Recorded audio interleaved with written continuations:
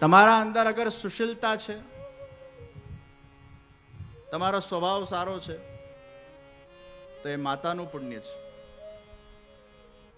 તમારા અંદર અગર ઇન્ટેલિજન્સી છે, તમે ચતુર છો, બુદ્ધિ તમારી સારી છે, એ પિતાનું પુણ્ય છે. તમારા અંદર અગર ઉદારતા છે, અને યાદ રાખજો, ઉદારતા એ શ્રેષ્ઠ ગુણ છે. કારણ કે જે વ્યક્તિમાં ઉદારતા હોય એ જ વ્યક્તિ પ્રેમ કરી શકે, અને જે વ્યક્તિ પ્રેમ કરી શકે એ જ વ્યક્તિ ભક્તિ કરી શકે, અને જે ભક્તિ કરી શકે એ જ ભગવાનને પામી શકે. उदारता यानी जहां देने का भाव है. भगवान भी कहां प्रकट होते हैं? जहां उदारता है. नंदराय जी के वहां उदारता थी. जस आपे ने जशोदा कहेवाय, जस ले ने जशोदा न कहेवाय. જે સર્વને આનંદ આપે એ નંદરાયજી, એ યશોદાજી જસ આપે છે. વિશુદ્ધ સત્વમ વસુદેવજી, અને જેમાં વિશેષ દિવ્યતા છે દેવકીજી. આ બધા આપવા વાળા ગુણો વાળા વ્યક્તિઓ છે. અને ભગવાનના ઇર્દ ગિર્દ પણ જે તત્વ વિરાજમાન છે એ પણ આપવા વાળા છે. ગાય એ પરોપકાર.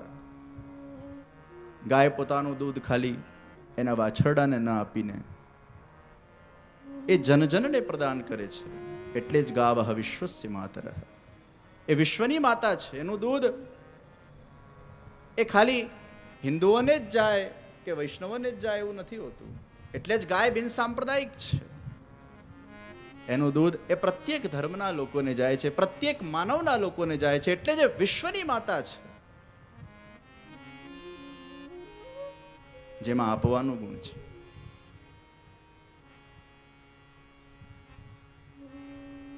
જે આપનાર લોકો છે ભગવાનને બહુ પ્રિય છે. લેવામાં સંકુચિતતા છે, આપવામાં ઉદારતા છે. ઇંગ્લિશના અંદર એવું કહેવાય છે કે આઈ વોન્ટ હેપીનેસ, એમાંથી આઈ કાઢી નાખો તો તમને હેપીનેસ મળે. પણ ભક્તિ માર્ગમાં આઈ કાઢવાની વાત નથી, આઈને ડાયલ્યુટ કરવાની વાત છે. I want happiness ne, I am happiness. I belong to happiness. I belong to Krishna, who himself is happiness and bliss. I ને નાશ નથી કરવાનો, ડાયલ્યુટ કરવાનું છે. મિશ્રી દૂધના અંદર જ્યારે ભળે ત્યારે એ મિશ્રી પોતાના અસ્તિત્વને ગુમાવી દે છે, પણ એ મીઠાસમાં કન્વર્ટ થઈ જાય છે.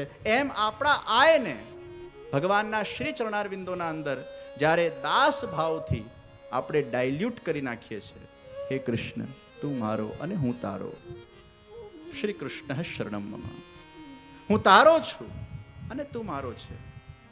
આ હું ને તારાના અંદર સમર્પિત કરવાનું છે. યા તો હું તું મેં સમર્પિત હોગા, યા તું હું મેં સમર્પિત હોગા. હું તુમાં સમર્પિત થાય એ ભક્તિ, તું હુંમાં સમર્પિત થાય એ જ્ઞાન માર્ગ. જીવાંશોસ્ત્ય વના પર, અને પેલામાં અહમ બ્રહ્માસ્મિ, હું જ ભગવાન છું. એ તું હુંમાં સમર્પિત થાય છે, અહીંયા હું તુંમાં સમર્પિત થાય છે. એ આયને ડાયલ્યુટ કરીને મીઠાસ યુક્ત બનાવીને ભગવાનના શ્રી ચરણારવિંદોમાં સમર્પિત કરવાનું છે. અને જે પોતાનું સમર્પણ કરી શકે એ જ ભક્તિના પથ પર આગળ વધી શકે. એ ઉદારતા, પોતાના જાતને ન્યોછાવર કરવાની ઉદારતા, પ્રેમ કરવાની ઉદારતા, સત્કર્મ કરવાની ઉદારતા, બીજાને ખુશ કરવાની, સુખી કરવાની ઉદારતા, બીજાને રાજી કરવાની ઉદારતા. ઔદારમ વંશ પુણ્યેન, એ વંશમાંથી પ્રાપ્ત થાય છે. એક કોઈક મરજાદી તમારા કુળમાં જન્મી જાય, 7 પેઢી તારતો જાય. વિચાર કરો, જગતગુરુ શ્રી વલ્લભાચાર્યજી મહાપ્રભુજીના કુળમાં એ સૌભાગ્યથી અમારું જન્મ થયું, તો એ કેટલો મોટો વંશનો વારસો પ્રદાન થયો છે. મને યાદ છે, મારી તારક મહેતાના ઉલ્ટા ચશ્માના પ્રોડ્યુસર આસિતભાઈ મોદીના ત્યાં પધરામણી હતી અને એમને મને બહુ સરસ વાત કરી કે જે મારા પિતા એ મરજાદી છે, દિવસ રાત ઠાકોરજીની સેવા સ્મરણ સત્સંગમાં વ્યસ્ત રહેતા. સુરત શહેરમાં ઘણા બધા એવા લોકો છે જે બંને ટાઈમ સેવા કરે છે, અષ્ટયામ સેવા. અને ઘણા બધા લોકોના ત્યાં મારી પધરામણીઓ થઈ અને આપણા સુરત ઘર પ્રણાલિકા અનુસાર બહુ સુંદર એ લોકો સેવામાં રતપ્રત છે. હરિરાયજી કેટલી સુંદર વાત કરી. હો વારીન વલ્લભિયન પર અપને તન કો કરો બિછોના, શીશ ધરું ઇનકે ચરણન. એ દાસ ભાવ એમના રોમ રોમમાં પ્રગટે છે.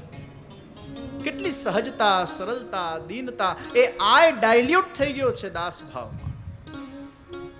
એમની વાણીમાં વિનમ્રતા, એમની વાણીમાં વિવેક, એક એવી મીઠાસ, જરાય લેવાની વૃત્તિની ભારોભાર આપવાની વૃત્તિ, તત્સુખનો વિચાર. અને એટલે આપણા ઠાકોરજીની સેવામાં પણ આપવાનો ભાવ છે, ક્યાંય લેવાનો ભાવ નથી. તત્સુખ ઠાકોરજીના સુખાર્તે.